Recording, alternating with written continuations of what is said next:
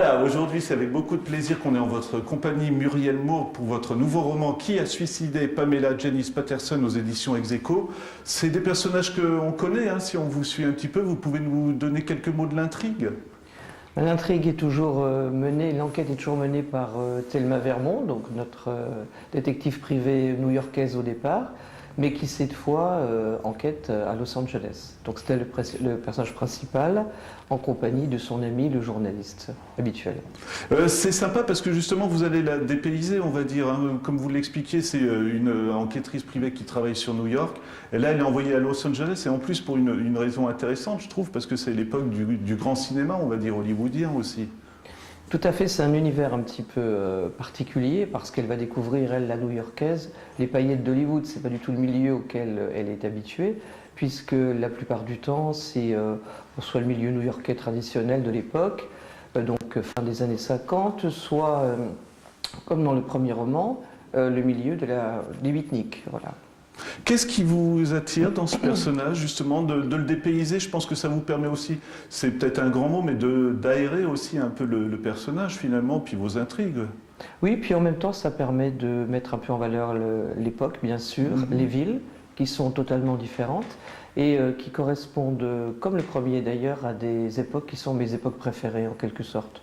Bon, il y en a trois. La première, c'était donc le New York fin des années 50, mais de la Beat Generation, de Kerouac et donc Ginsberg et compagnie. Et celle-ci, c'est plutôt les paillettes, le cinéma, Hollywood, tous ces mythes qui ont fait rêver. Et le prochain en écriture se déroulera à San Francisco, une autre ville aussi que j'affectionne particulièrement et une époque que j'aime beaucoup aussi, c'est-à-dire les années 60, début des années 60. Ça vous permet de quoi? De faire un canevas aussi sur votre passion pour les États-Unis? Je suis en train de me demander, finalement c'est pas mal, toute cette période c'était en pleine évolution en plus Oui. là-bas. Hein. Passion pour les États-Unis, c'est peut-être un mot un peu fort. J'aime beaucoup les États-Unis, mais j'aime beaucoup d'autres pays aussi. C'est plus on va dire des ambiances, des personnages.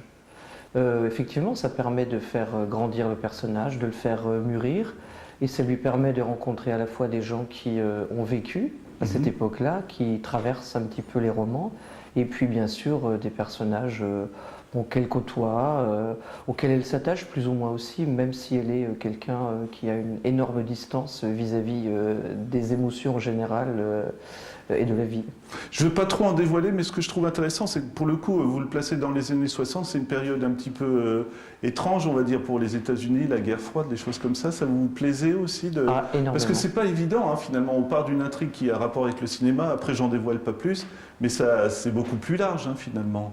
Et c'est une période en fait qui me plaît beaucoup parce que j'ai toujours lu des livres d'espionnage, j'ai toujours été une fan de romans d'espionnage et puis de James Bond et d'autres d'ailleurs. Et je trouve qu'en plus il y a un arrière-plan politique où tout peut se passer, le bien comme le mal. C'est une société en pleine évolution qui correspond aussi à l'évolution du monde, pas seulement des États-Unis. Et c'est vrai que c'est des périodes jusque, je pense, dans les années 80, enfin pour moi, là où tout semble possible. Ensuite, j'ai l'impression que l'horizon se rétrécit un petit peu. Mais ce qui est intéressant, c'est que ça a quand même un côté, je veux dire, par exemple, quand on parle des agents de cinéma, c'est pas tout blanc ou tout noir aussi, ce genre de personnage. C'est ce qui vous intéressait chez eux? Oui, parce que je pense que ça correspond en fait aux actions de tout le monde, de tous les êtres humains. Il y a par des moments où on est peut-être un peu plus blanc que noir, et puis d'autres où les choses sont plus compliquées. Et en même temps, je pense qu'il y a des gens attachants dans tous les milieux, et que c'est vraiment une atmosphère, je ne la connais pas du tout, puisque je ne l'ai pas vécue, mais que j'imagine très particulière, mais où les gens ne s'ennuyaient pas. Et en même temps, où parfois le mauvais côté, c'est-à-dire l'avidité, l'envie d'arriver à tout prix, commençait vraiment à naître. Après, peut-être les choses se sont-elles aggravées ou améliorées. Je ne sais pas ce qu'on peut dire, mais disons que c'était vraiment une période où, on va dire, une nouvelle forme de société commençait vraiment à poindre.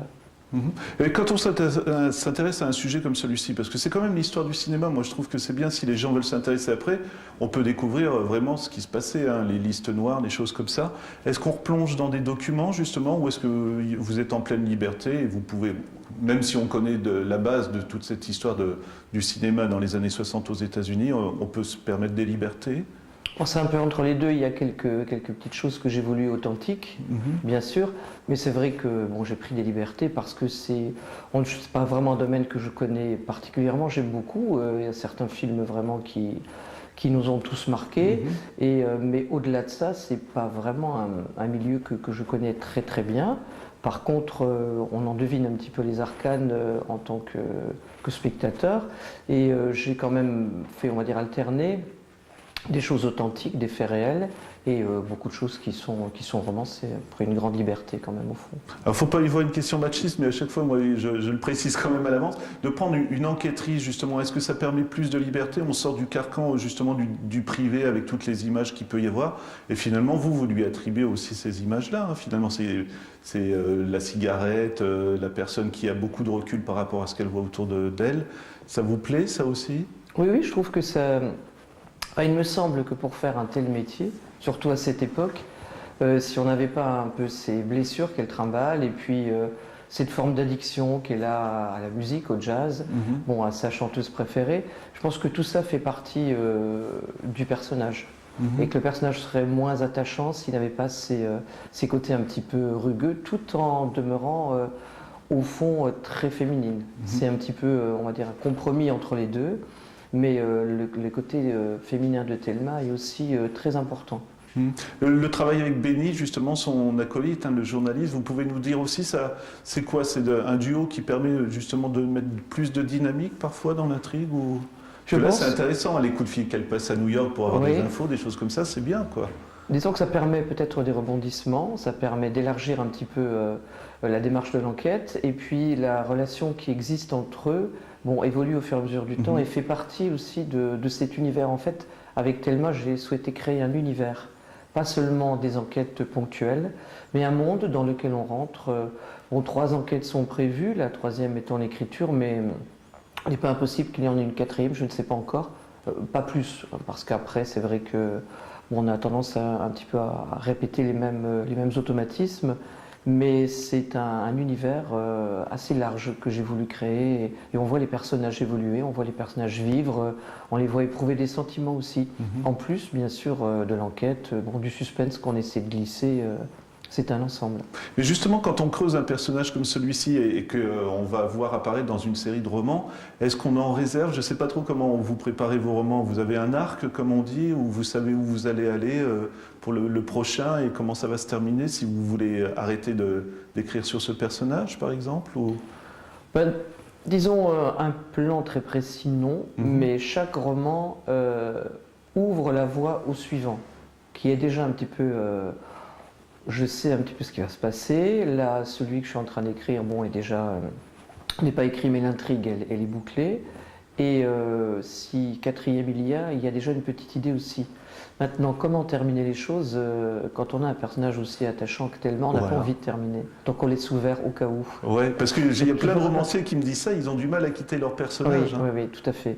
Et c'est vrai que même si je ne veux pas non plus en faire après une série trop... qui se répète trop, je n'ai pas envie non plus d'abandonner Thelma très vite. Et il se peut qu'il y ait une pause, ou il se peut qu'il y ait une pause définitive, je ne sais pas, mais je n'ai pas du tout envie de fermer la porte, ça c'est certain. J'en reviens juste un petit peu à ce roman avec la galerie de personnages qu'elle rencontre aussi à Los Angeles, ce que je trouve sympa. Bon, il y a les attachés, pas les attachés de presse, ça y est, je sais plus, les représentants des artistes, mais il y a aussi Sirius, hein, c'est ça, si je ne me trompe pas.